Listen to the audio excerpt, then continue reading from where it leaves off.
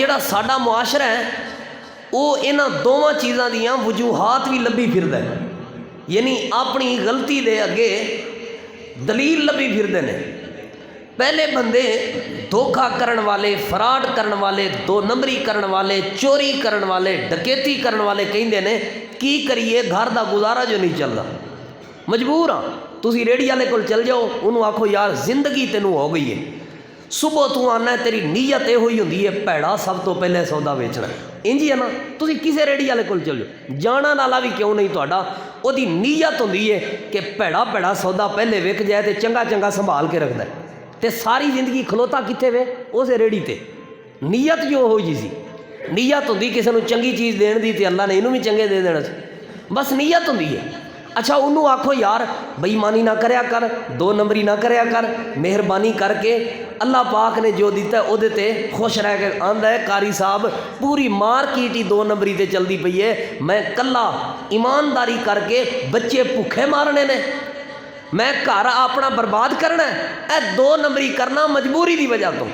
चोर अपनी दलील लभी फिरदा है, मैं चोरी असल इस वजह तो करदा घर का गुजारा नहीं चलता, गुरबत बड़ी है, पैसे कोई नहीं, दौलत कोई नहीं, मजबूरियां ने इस वजह तो करना। डकैत अपने बहाने लभी फिरदा है, कब्जा ग्रुप अपने बहाने लभदी फिरदा है। यानी साडा सब तो बड़ा दावा ये वे कि चोरी डकैती फितना फसाद की जिहड़ी सब तो बड़ी वजह है ना, धोखे की जिहड़ी सब तो बड़ी वजह है वो गुरबत है।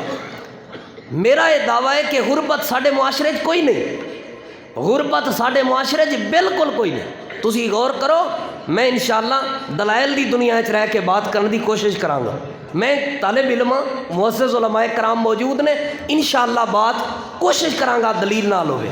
तुसी नबी पाक सल्लल्लाहु अलैहि वसल्लम दी सीरत ते गौर करो, मैं आप दी सीरत पढ़ा, मैनू नबी पाक सल्लल्लाहु अलैहि वसल्लम दी जिंदगी मुबारक 3-3 दिन की भूख नज़र आती है, आपने 3-3 दिन भूख बर्दाश्त की है। मैनू दसो अज तक तुसा कोई ऐसा गरीब वेख्या है जिहड़ा मुसलसल 3 दिन भूखा रहा हो? बोलो बोलो, लगता है तुसा वेख्या तां नहीं बोलते पे, वेख्या तुसा? चलो मैं एक होर मिसाल दे के समझाना। मैं गज़वा खंदक पढ़ा, नबी अलैहिस्सलाम दी सीरत, सहाबा नज़र आते ने, अल्लाह दे महबूब पैगंबर भूख की वजह तो पेट ते पत्थर बनया होया है। नबी अलैहिस्सलाम ने फरमाया मेरे साहबा तुसा एक पत्थर बने हुए अपने पेट ते, मैं भूख की वजह तो अपने पेट के उत्ते 2 पत्थर बने हुए ने। मैनू दसो कोई भी रेढ़ी लाने वाला गरीब, गरीब तो गरीब बंदा जिहदा कोई भी कारोबार नहीं, उन्हें अज तक अपनी पूरी जिंदगी अपने पेट के उत्ते भुख की वजह तो कदी पत्थर बनया? तुसा कदी वेख्या? ਇਹਦਾ मतलब है गुरबत। बोलो गुरबत, ए चोरी की वजह, डकैती की वजह, जुल्म और ज्यादती की वजह गुरबत, कोई और वजह है। और दूसरी बात पे आ जाओ, इज्जत भी लोगों की महफूज नहीं, इल्ज़ाम तराशी, गीबत, चुगली, हसद, बग़्ज़, बहतानबाजी। अच्छा ओदी की वजह आंदे ने जी लोग अनपढ़ ने, उन्होंने पता पुता है को नहीं, इस वजह तो बोली रखते हैं, बोली रखते हैं, बोली रखते हैं, की करन होर जो दे। मेरा ये दावा है लोगों पढ़ाई की भी कोई कमी नहीं, अज दे दौर के अंदर पढ़ाई की कोई कमी नहीं। बजुर्ग बैठे ने, इन्होंने पुछ लो, एक उस्ताद होंदा सी 5 क्लासां नूं पढ़ाउण वास्ते, एक उस्ताद सिर्फ, तो बड़ी दूर पैदल पढ़न वास्ते जाते होंदे सन। हुण जाण लई कन्वेंस मौजूद है, सरकारी कन्वेंस मौजूद है, यानी सरकारी बसां वगैरह लगियां हुई ने, कैरी डब्बे अपने लवाए हुए ने, रक्शे अपने लवाए हुए ने, सवारियां अपने कोल मौजूद ने। अच्छा स्कूल के अंदर उदों बह के टाटां दे उत्ते बह के पढ़ते सन, लेकिन हुण ते स्कूल के अंदर आला किस्म का माहौल सिस्टम मौजूद है, पखे लगे हुए मौजूद ने, कई कॉलेज और यूनिवर्सिटियां के अंदर AC तक लग चुके हैं। इतनी बड़ी सहूलत और तालीम के अंदर जिद्दत तुसी वेखनी होवे तो इस बात पर ही तुसी गौर कर लो, आप ही बात समझ आ जाएगी कि तालीम के अंदर कितनी जिद्दत आई है। पहले पहली क्लास इको एक कायदा होंदा सी तो उस्ताद को पढ़ के आ जाते सा, हुण ते पहली क्लास लई 4 क्लासां पढ़नियां पैंदियां ने। किनियां? 4।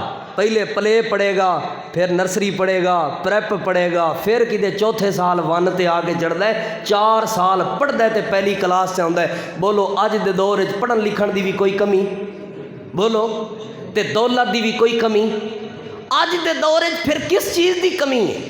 सब तो ज़्यादा मेरे अजीज़ों, मेरे भाइयों, मेरे बुजुर्गों, अज दे दौर जिहड़ी चीज़ की ज़रूरत है और जिहड़ी चीज़ की कमी है ना, उसका नाम तरबीयत है। अच्छी तरबीयत नहीं, साड़ी औलाद पढ़ती है, असां पढ़ाया अपनी औलाद नूं नकल लई, कापी पेस्ट। क्या मतलब, जो किताबां साडे कोल निसाब मौजूद है, निसाब आया है, ओह उस्ताद ने बोर्ड ते लिख दिता, वाइट बोर्ड ते, ओह ही बच्चों ने कापी ते नकल कर लिया है, ओह ही घर जाके याद कर लिया है, पेपर च बच्चा गया है, ओह ही लिख दिता है, ए डिवीजन बन गई है, फर्स्ट पोजीशन आ गई है, अच्छे नंबर आ गए ने, पहली पोजीशन आ गई है, मेरा बेटा कामयाब है। इनू नहीं पता जो मैं लिख रहा ਇਹਦਾ मना की है, ਇਹਦਾ मकसद की है, इनू नहीं पता जो मैं पढ़ रहा ਇਹਦਾ असल मतलब और माना की है, कुछ नहीं पता, बस रट्टे रटाए दी पढ़ाई है। वालिद चाहता है मेरे पुत्र के नंबर चंगे आ जान, अब्बा चाहता है मेरे पुत्र की पहली पोजीशन आ जाए, ਇਹਦਾ अखलाक कैसा है, ਇਹਦੇ अंदर तमीज़ कैसी है, कोई नहीं पता, बस नंबर चंगे होने चाहिए ने ते ए डिवीजन बन जाए ते नौकरी बन जाए ते बंदा कामयाब है। लोगो ये तालीम नहीं, तालीम असल दे अंदर तरबीयत का नाम होंदा है। और अज दे दौर दे अंदर सब तो ज़्यादा जिहड़ी चीज़ की ज़रूरत है ना, उसका नाम तरबीयत है।